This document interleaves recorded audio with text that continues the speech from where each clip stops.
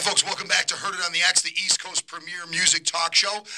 We are going to be joined in a second by Chris Canella. Chris, you still there? I still am. How you doing, buddy? I can operate a phone. I'm so good at this. Really quickly, I want to remind everybody, Eddie Honig from Nightlife Magazine, who's celebrating their 25th anniversary, was very nice to leave us some passes to the Fair Game movie. If you go to hearditontheXradioshow.com or chefbinks.com, you can send us an email. If we pick your email, you get movie passes, right? Why not? Absolutely. We're not allowed to give stuff away on the radio, but I say we give away stuff on the internet. Absolutely. What are they going to do? And we're dealing with metal music. It's the Metal Mayhem Show. It is, absolutely. And we're going to be joined in just a second by Alex Webster from Cannibal Corpse. But you want to talk about a story that started on the east side of Buffalo, correct? Huge story. This is my introduction to death metal. Chris, I'm sure you'll appreciate this story. It was back in the summer of '91. The Clash of the Titans tour was coming around. It was Anthrax, Slayer, Megadeth, and a band that very few people had heard of, Alice in Chains at the time, was the opening act of that. I was at that show. It was a great show. We all got together for the pre-party. We were on the porch of just a horrible neighborhood in the west side of Buffalo, partying, having a good time, and somebody popped in a tape. And I said to myself, my God, I said, what is this demonic maelstrom of pain, of misery? What is this sweetness to my ears? It was so brutal, so heavy, devastating. We're talking a cassette tape here, not a CD. Everything was cassettes. Cassette tape. It was cassettes. It was the only thing you were able to send through the mail for 40 cents.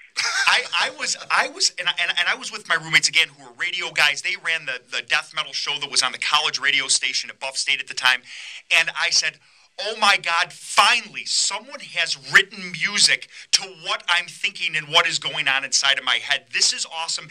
I don't know what this is, but this is going to change music in the way that we view it, in metal, the way that we view it. It was Cannibal Corpse, eaten back to life, and I had no idea that on the porch at the time were 2 or 3 of the members of Cannibal Corpse. Of course, I'm going on and on and on, and like a fanboy, going, oh my God, this is revolutionary, this is awesome, play it again, play that song again, play that song again, play that song again, and these guys were right there. So it was... Was Alex there? Oh, I'm fairly certain he was. Let's find out. Let's bring Alex on now. Let's bring him on. Alex, are you there? Yeah, I'm here.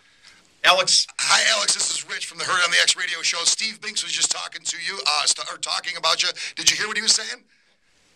Yeah, I heard everything. Do you remember that? Having me on the show, by the way, guys. This is great. Oh my God! Thank you for being on.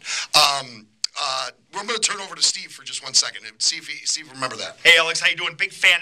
We're just talking about that show, that Clash of the Titans show. I know you're a Buffalonian. You were friends with a lot of my friends from back in the day at the old Buff State radio station, and it was such a huge time. And I remember, and as I just said in my story, truly, I'm not only I brought on the show, but I'm a huge fan of the band. I'm a huge fan of what you guys have done. And I said, when I first heard your first cassette tape, Eaten Back to Life, back 25 years ago, that this is going to revolutionize music. This is the new sound, the new hotness, and it's going to go on. And you have dominated everything. Arguably, I've done my research, arguably the #1 selling death metal band of all time. Yeah. Would you agree with that? Yeah, from what I've heard, we've sold the most total units. I think there's a couple other bands that have actually... Oh, we lost you there. Wait, we lost Alex. Alex, you there, buddy? We'll get him back. Chris is back. Chris, are you there? And now I'm here, and I think you lost out. You know why we didn't pay the phone bill? We didn't. I have to be honest with you. Rich was so excited he knew how to work the phone. Yeah, I thought I knew what I was doing, and if you give me more than one button, we're done. So it's actually my fault. We've been trying to slyly fix this for the listeners, but I just totally screwed up the whole works here. So we're going to bring Alex back, and hopefully he's not going to be too offended that you hung up on him, Steve. That was your fault, man. I'm totally... Listen, I'll take the blame. Yeah, you weren't wearing pants. You weren't wearing pants for the first 50 minutes of the show. It's your fault. It's my fault. Chris, you and Alex are good buds, right? Well, we've become friends. We've become friends, through Fender. We've met each other many times over the years. And, I think he's a wonderful guy. I actually have one of the things that I wanted to mention on the air was that there was 2 specific incidents that I like to tell people about what class acts that Cannibal Corpse are. And, you can think all you want, talk all you want about metal and rock stars and this and that, but on the Mayhem tour, and even recently at the House of Blues in Hollywood, I saw them again, hung out, wonderful guys. But to make things even better, on the Mayhem tour in Phoenix, Arizona, there was a problem to where the third stage wasn't able to go up for some sort of permit. So the two side stages all had a share of one stage. And everybody was in a panic, but Cannibal was headlining, and everybody from Pat, Alex, everybody in the road crew all lined up behind the stages and said, all right, guys, let's make it work. We'll take care of everything. And every band still went on time, had a perfect set, and the guys from Cannibal ran the whole show.